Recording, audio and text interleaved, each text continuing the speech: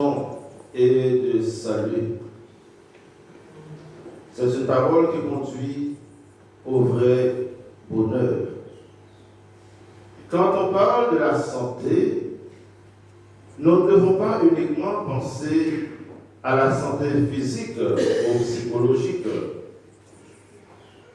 Nous devons penser aussi à la santé spirituelle, ou encore à la santé de l'âme. C'est justement pour nous dire que la parole de Dieu a toute sa place et son importance dans la vie de tout homme, dans la vie de toute femme, dans la vie de n'importe quel individu. Durant son ministère terrestre, Jésus ne restait pas emprisonné dans les synagogues ni dans le temple de Jérusalem. Il se déplace pour aller au bord du chemin, pour aller au bord des mers, afin de proposer cette parole aux pécheurs marins. Nous avons vu cela avec Pierre dimanche dernier. C'est au bord de la mer que Jésus a pu rencontrer Simon et les autres pécheurs marins. Jésus se déplace pour aller rencontrer les commerçants, les cultivateurs, les lépreux. Il se déplace pour aller rencontrer les collecteurs d'impôts, comme Matthieu, Zachée. Et à l'époque, ce métier était considéré comme un mauvais métier. On les considérait comme des pécheurs publics. Aussi, des femmes malades, comme la femme hémorroïde,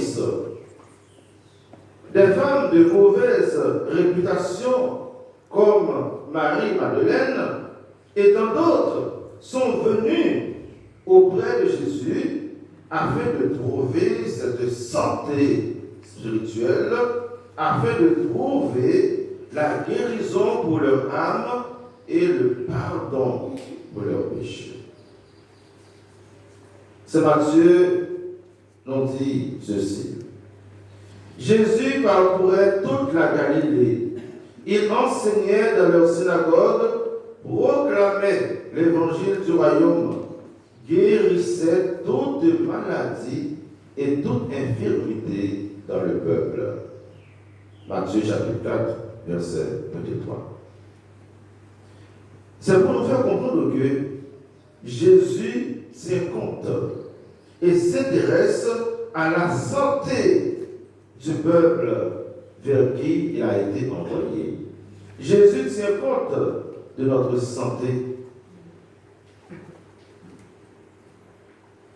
C'est cette mission que l'Église continue encore aujourd'hui à travers ce que nous appelons la pastorale de la santé.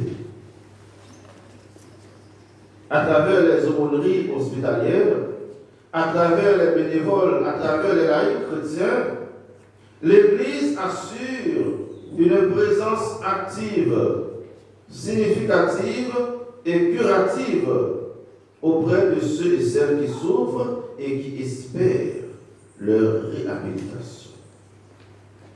En ce sens, prêcher l'évangile, ou du moins parler de Jésus-Christ, sans avoir aucune attention pour les malades, pour les pauvres, ce serait comme créer une faille dans l'évangile et dans notre foi chrétienne. Sans avoir la prétention de remplacer la médecine, il est inconcevable de parler de Jésus-Christ ou en son nom sans se mettre au service des malades, sans se mettre au service des plus pauvres. Et tous les chrétiens doivent s'embarquer dans cette mission. Encore dans l'évangile de ce Matthieu, Jésus s'identifie lui-même au malade quand il dit « J'étais malade et vous m'avez visité dans un premier temps. » Et de l'autre côté, il va dire « J'étais malade et en prison et vous ne m'avez pas visité. » Matthieu chapitre 25, verset 36 et 43. Cela dit, Jésus ne partage pas seulement la souffrance et la situation du malade, mais Jésus fait corps avec le malade. Jésus est présent dans la personne même du malade. Cette proximité, ce n'est pas pour conduire le malade à une sorte de résignation, non. Mais c'est justement pour le conduire à la santé. Jésus ne cherche pas à donner un discours sur la souffrance, sur la maladie. Jésus affronte la souffrance, Jésus affronte la maladie et en est plombant sur la croix. Et conscient de cette réalité, l'Église nous invite aujourd'hui à nous pencher sur les malades, sur leur environnement et leur situation de vie. Et d'une façon très spéciale, nous sommes invités à nous mettre à côté de celui ou celle qui souffre en imitant notre Père miséricordieux. Soyez miséricordieux comme votre Père céleste est miséricordieux. Cette présence à côté de celui ou celle qui souffre ne doit pas être une présence sans contenu divin. Cette présence aux côtés de nos malades doit être une présence christique, c'est-à-dire une présence qui rend le malade heureux. Heureux êtes-vous, les pauvres. Cette présence doit être une présence qui apporte la consolation, l'espérance, l'amour, la paix, la joie et le réconfort. Dans le sillage de Jésus, qui est le témoin suprême de l'amour miséricordieux du Père envers les malades, nous avons, frères et sœurs bien-aimés, la noble mission d'apporter et de transmettre la tendresse et la compassion de Dieu à nos frères et sœurs malades. À travers nos paroles, à travers les petits services que nous rendons aux malades, à travers nos prières et surtout par notre présence, nous pouvons contribuer à leur bonheur et aussi à notre propre bonheur.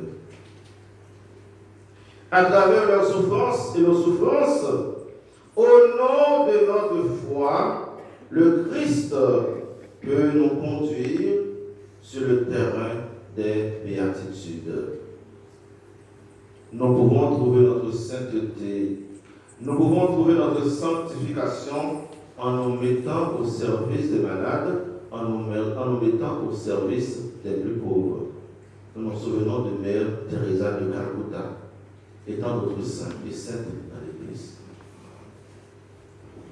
Un chrétien, un croyant, encore un disciple du Christ, peut être frappé par la famine, par le deuil, par la moquerie des hommes, par la trahison et même par la maladie.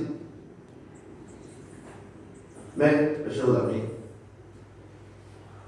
au milieu de tout cela,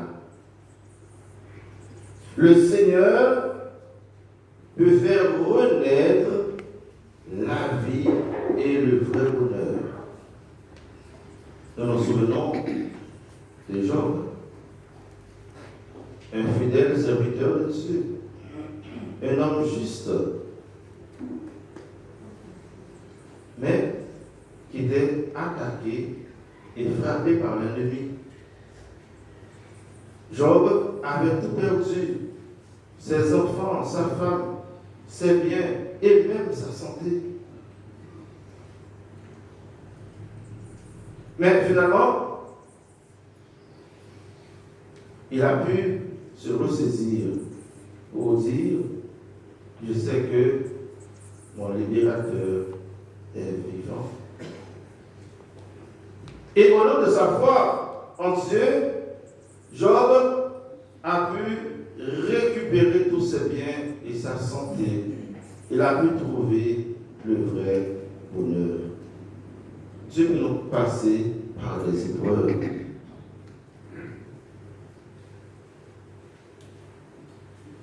Celui qui détient la clé du vrai bonheur, c'est Jésus-Christ.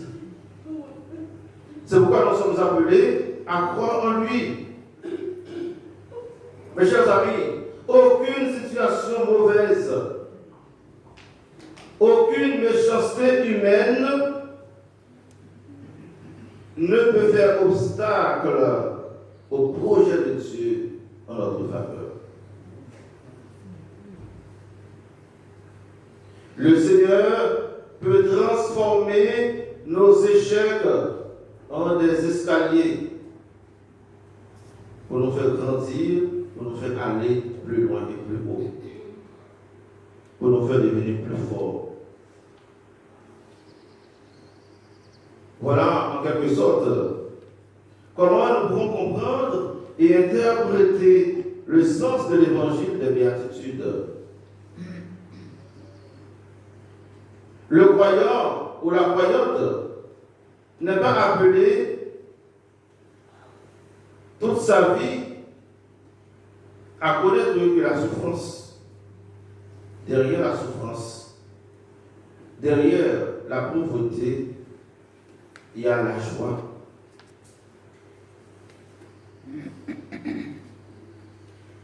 Le Seigneur peut transformer nos malheurs en bonheur. Notre Dieu n'est pas le Dieu qui veut notre malheur, mais il est le Dieu qui veut notre bonheur.